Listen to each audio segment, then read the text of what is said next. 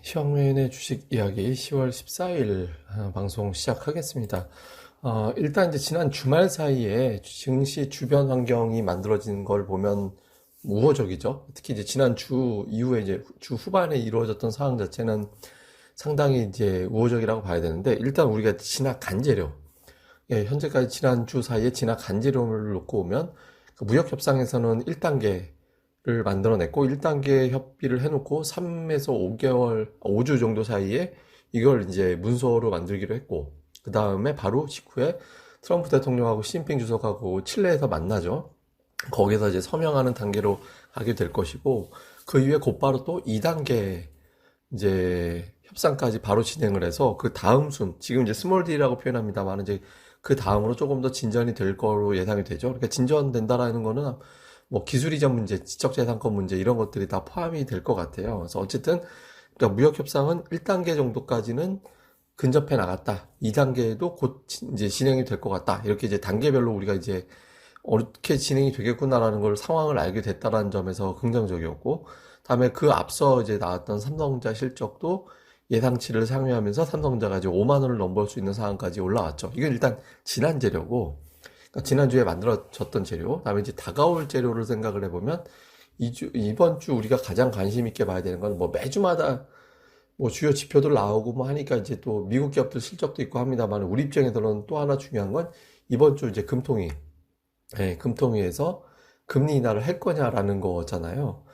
지금은 이제 보통 금리 인하 하면 여기에 따른 역효과, 부작용 이런 것들을 대부분 다 이야기를 해요. 그러니까 이제 뭐 경기 나쁘니까 금리 인하하는 거지 이런 것들도 있고, 다음에 또 하나는 미국하고 우리하고 금리가 이제 지금 뒤집어져 있는데, 금리 인하 했을 때 미국 금리가 우리나라 금리보다 높은 상황이 계속해서 길어지게 되면 그 자체가 이제 부담스러운 거 아니냐, 외국인들 자금이 이탈하는 거 아니냐, 항상 이런 논란들, 이런 것들이 이제 주식시장에 부담으로 작용을 하는 경우가 좀 있었잖아요. 그래서 금리 인하 자체가 주식시장에는 긍정적인 요소가 많지만 또 한편으로는 부담스러운 상황이 될 수도 있다, 이런 어떤 걱정거리가 많이 됐죠. 근데 금리 인하라는 건 두 가지 측면이 있잖아요. 그러니까 경기 부진하다 이런 게 하나가 있고, 반면에 경기 부양이다라는 측면이 또 있거든요. 근데 보통 지금 경기 침체로 가려면 지금은 하나 재료만 딱 봐서 되는 게 아니라 몇 가지 재료가 붙어서 하나의 재료를 만들어내는 상황이 되고 있거든요. 그러니까 지금 예를 들어서 지난 주말에 미중 간의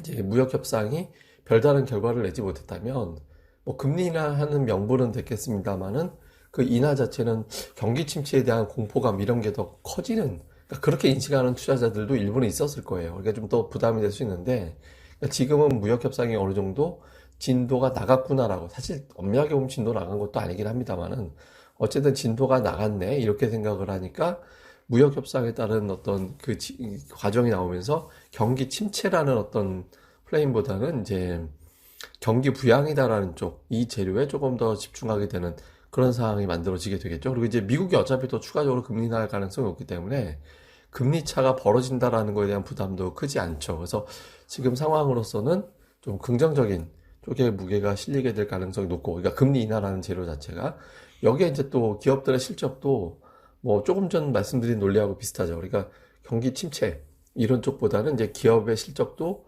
바닥을 치겠구나. 이제 경기 부양을 하고 뭐 글로벌 국가들도 대부분 다 경기 부양을 하고 있으니까 실적이 바닥을 치겠구나. 실제로 지금 업종별로 보면 실적 추정치가 조금씩 상향되기 시작하는 업종이 늘어나고 있거든요. 지금 뭐 유틸리티, 조선, 반도체 이쪽에 이제 추정치가 상향되고 있는데, 이런 것들도 계속해서 올라가는 그런 형태가 나오게 되거든요. 그러니까 오늘 장에서 이런 재료들이 긍정적으로 반응을 해줘야 돼요, 주식시장에서. 그러니까 뭐 외국인들의 매수세가 오늘 당장 제법 유입이 돼야 되는 상황이 되죠. 그리고 여기에 또 환율 흐름까지 더해지는 상황이기 때문에 지금 1150, 우리 증시가 이제 보면 1200원 이상에서는 이제 환율이 아주 크게 올라가지 않고 그 부근에서 까딱까딱 거리다가 결국엔 다시 환율이 다시 내려앉고 이런 형태가 반복이 되고 있었거든요.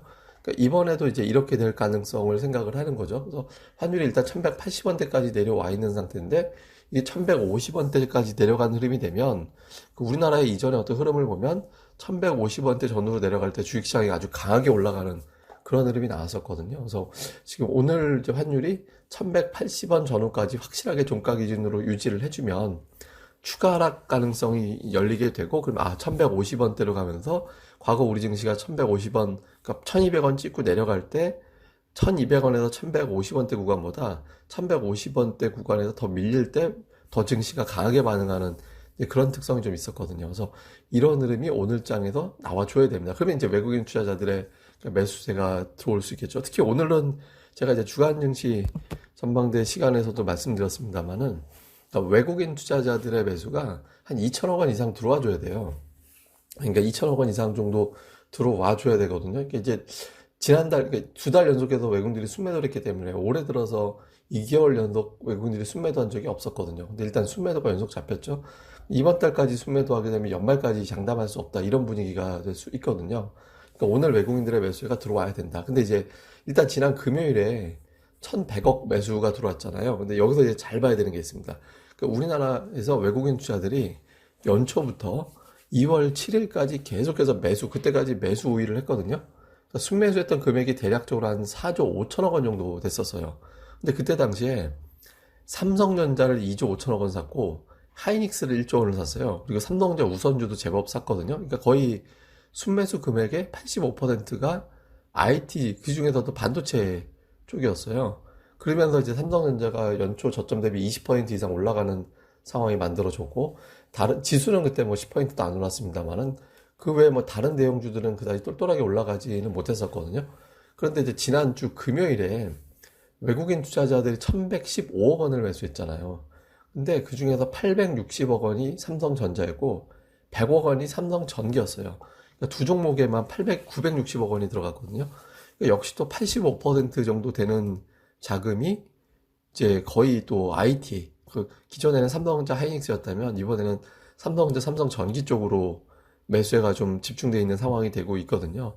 그러니까 지금 이 상태로, 그러니까 여기서 이제 오늘 현재로서는 외국인 투자들이 오늘 장에서 순매수로 진행될 가능성이 높죠. 근데 순매수를 2천억 원 이상 늘렸을 때, 그러니까 여기서 이제 그 차별화 장세로 가느냐. 그러니까 무슨 얘기냐면, 또 IT, 연초에 삼성전자, SK 하이닉스가 각각 20% 이상, 아까 말씀드렸던 1월 초부터 2월 7일까지 이 두 종목이 20% 정도 올라가면서 다른 종목은 별다른 재미를 못 보고 거래소에서는 저 종목들만 집중적으로 올라가는, 그러니까 그런 형태가 나타났었거든요.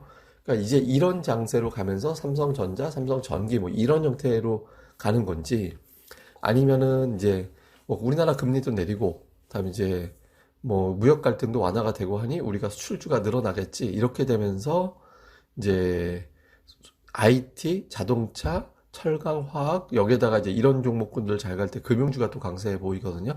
그러니까 이런 형태로 가게 되는지, 그러니까 이거를 좀 잘 봐야 됩니다. 그래서 이 흐름은 좀 긍정적으로 볼 필요가 있는데, 일단 외국인 투자자들이 지난주 같이 85%를 특정한 종목군에만 집중하는데 어쩔 수 없이 그쪽 따라가야 돼요.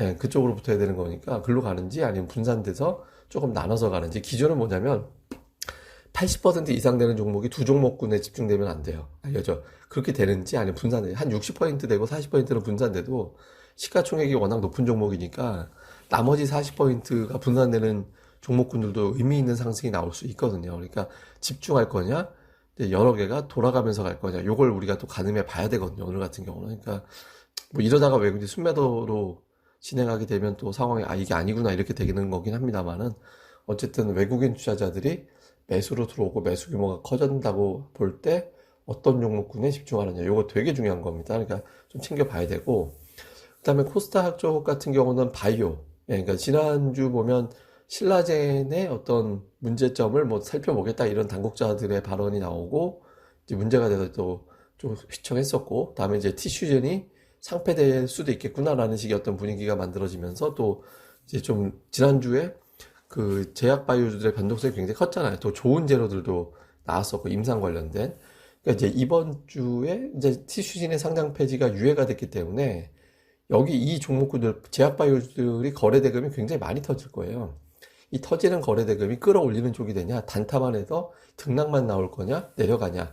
그러니까 지금은 이 종목들이 내려가는 쪽으로 나오면은 시장이 지탱해낼 수가 없기 때문에 어쨌든 조금이라도 올라가주는 흐름이 나와주는 게 증시에는 좋죠.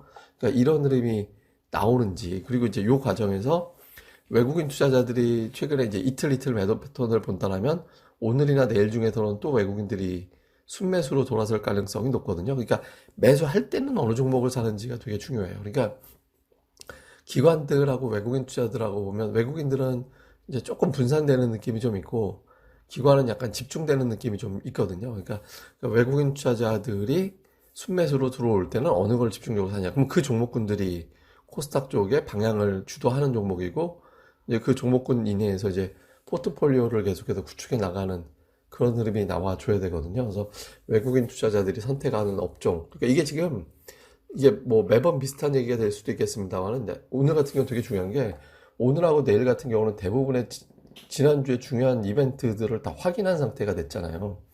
걱정했던 삼성전자가 혹시라도 실적 안 나오었잖아. 그다음에 이제 만기일은 뭐 시간 대용되는 거니까 그건 그렇다 치고 여기다 무역 협상도 일부에서 노딜 가능성이 제시가 됐습니다만 그것도 넘어갔거든요. 그리고 브렉시트 관련된 변수도 지금은 뭐 완전히 노딜로 가지는 않을 것 같다. 그러니까 이런 분위기가 만들어지고 있잖아요. 그러니까 유럽계 자금이나 뭐 미국계 자금이나 이런 것들이 다 들어올 수 있거든요. 이거 뭐 지난주 같은 경우는 뭐 글로벌 증시에서 금융시장에서 주식시장에서 자금이 이탈하고 채권 시장으로 좀 들어오고 이런 그림이 나타났었거든요. 그러니까 외국인 투자들이 매수할 만한 돈이 그다지 없었어요. 근데 지난주를 기준으로 외국인 투자자들이 매수할 수 있는 환경이 만들어졌거든요. 그래서 오늘장 정도에서 매수가 늘어나고 그다음에 업종이 어느 쪽에 집중하고 요걸 우리가 관찰해 봐야 됩니다. 근데 그럼에도 불구하고 매수를 안 해주면 이번 달 금리 인하 때까지 외국인들은 또 지켜보겠다라는 거예요. 그러면 지금 현재 2050 정도 부근에서의 박스권 정도, 그러니까 이 선을 시장에서는 뛰어넘기는 어렵다라고 봐야 되는 게 되거든요. 그래서 오늘 그러니까 지수가 여기서 넘어서 2100을 넘어 여기서 외국인들이 2천억 원 이상의 주도주까지 확실하게 눈에 띄게 보여준다면 2100이 목표치가 아니라 2150에서 2200까지가 목표치가 되는 장으로 바뀌는 걸로 볼 수 있거든요. 그래서 여기서 어떻게 되느냐. 그러니까 지금 약간 이제 분위기상으로는 반도체 쪽에 외국인 투자자들이 최근에 조금 집중을 하는 그런 모습이 좀 나타나고 있고 미국에서 또 애플이 사상 최고가 경신을 했잖아요. 그러니까 이런 흐름이 좀 나오고 있어서 우리나라에서는 뭐 애플하고 견줄 수 있는 종목이 삼성전자잖아요. 예, 그러니까 요쪽으로 좀 매수가 집중되고 이쪽 종목군들이 또 실적이 전망치가 상향 조정되고 이런 그림이 나오고 있어서 이쪽으로 갈 거라고 보여지긴 하거든요. 근데 이제 그게 또 실제로 이건 뭐 예상이 그렇다라는 거지 실제로 보여지는 게 중요하니까 거기서 어떻게 가느냐 이게 중요하고 다음에 이제 기관 같은 경우는 이제 제가 뭐 기관 투자자들의 승률을 굉장히 자주 말씀을 드리잖아요.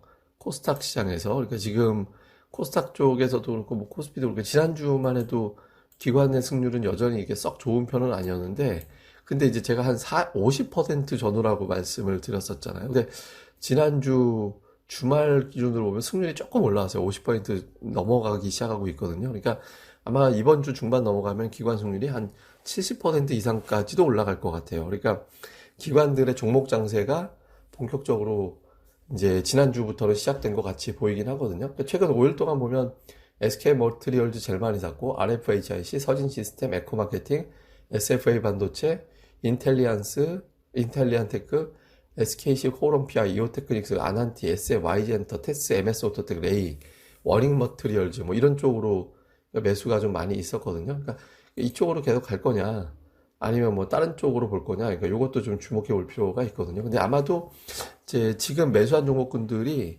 수익률이 그렇게 아주 좋진 않아요. 승률은 뭐 나쁘지 않지만 가장 크게 수익 난 종목이 일주일 단위로 볼 때 6% 정도 수익 난 종목이거든요. 이오테크닉스가